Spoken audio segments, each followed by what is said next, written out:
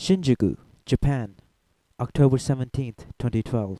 A taxi hits and knocks an elderly man into a coma from which he would never wake up. Though the driver and onlookers might have not been aware, but this was no regular old geezer. It was actually one of the most prolific film directors of the 60s New Wave movement.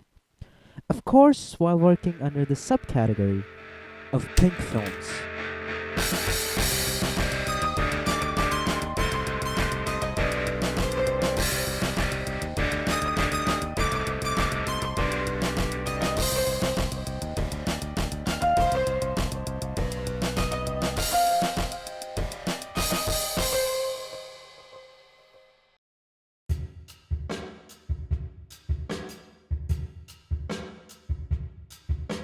Born on April 1st, 1936 to a family of farmers, growing up Koji Wakamatsu was a misfit, getting into trouble at school for smoking, stealing, and beating up a senior at his graduation, for which he got suspended. Getting tired of school and the work his family did, he quit and made his way from Wakuya, a small town in Miyagi Prefecture, to the big city of Tokyo.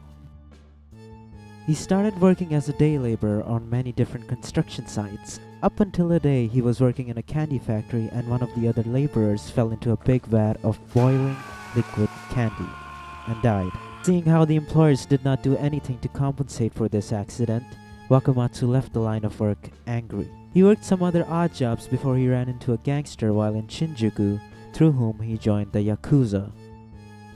At that time, the Yakuza overlooked any type of filming that would take place in Shinjuku. This was a way for them to get easy money through protection. But more importantly, this is where Wakamatsu first got to know film people. Being on set must have planted something in him. Fortunately, he got arrested during this time for a robbery misdemeanor, which landed him in prison for 6 months. During this time, he was beaten regularly by the guards and treated extremely poorly by them. A strong resentment started to form in him for the police. He wanted a way to express his frustrations without getting into more trouble.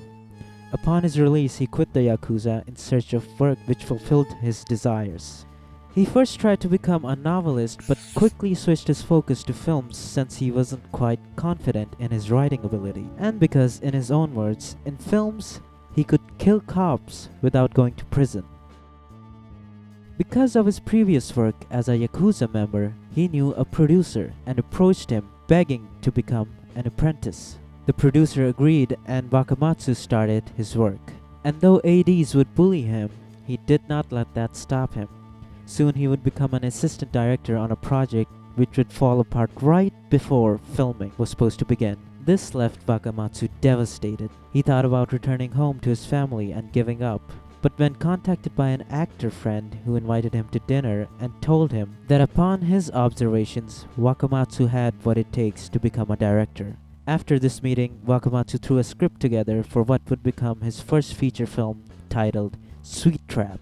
Lacking knowledge since he had not gone to film school, Wakamatsu used cutouts from magazines of shots and told the cameraman that's what he wanted. Sweet Trap opened on September 3rd, 1963, and was a success. This got the ball rolling. Koji Wakamatsu would go on to direct around 20 feature films for the production company Nikatsu.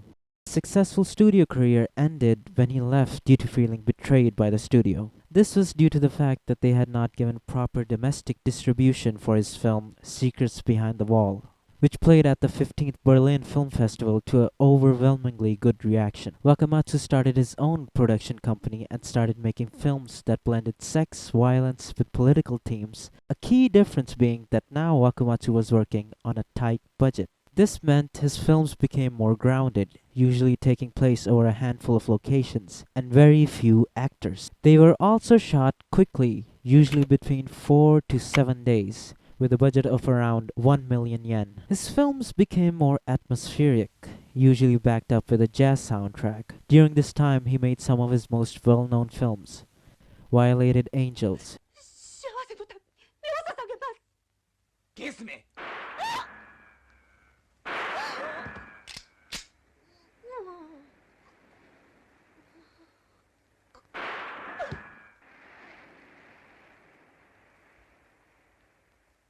The Embryo Hunts in Secret,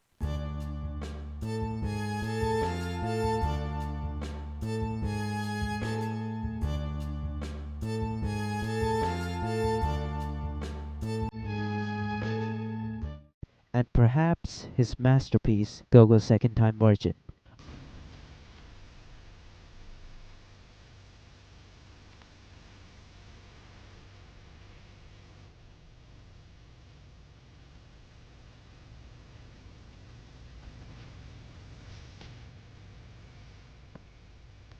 私やっぱり死にたいんだけどな。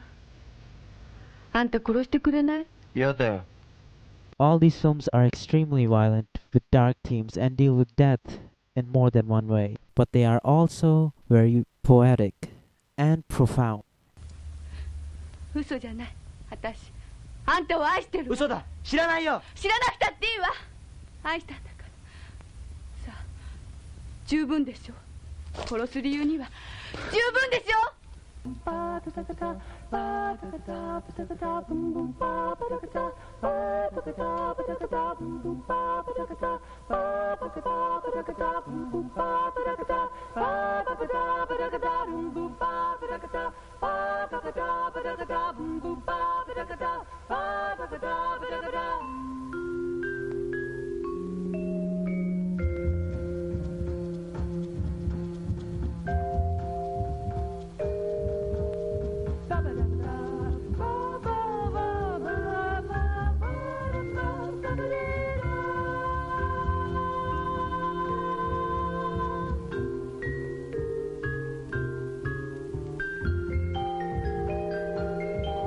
Though he never really got super popular, he had a great indie following, and what you're watching is a result of that. I absolutely love Koji Wakamatsu's films, and hopefully this can serve as a gateway for people to get into his films. It might be seen as too violent, too perverted. I think Koji Wakamatsu's art is important.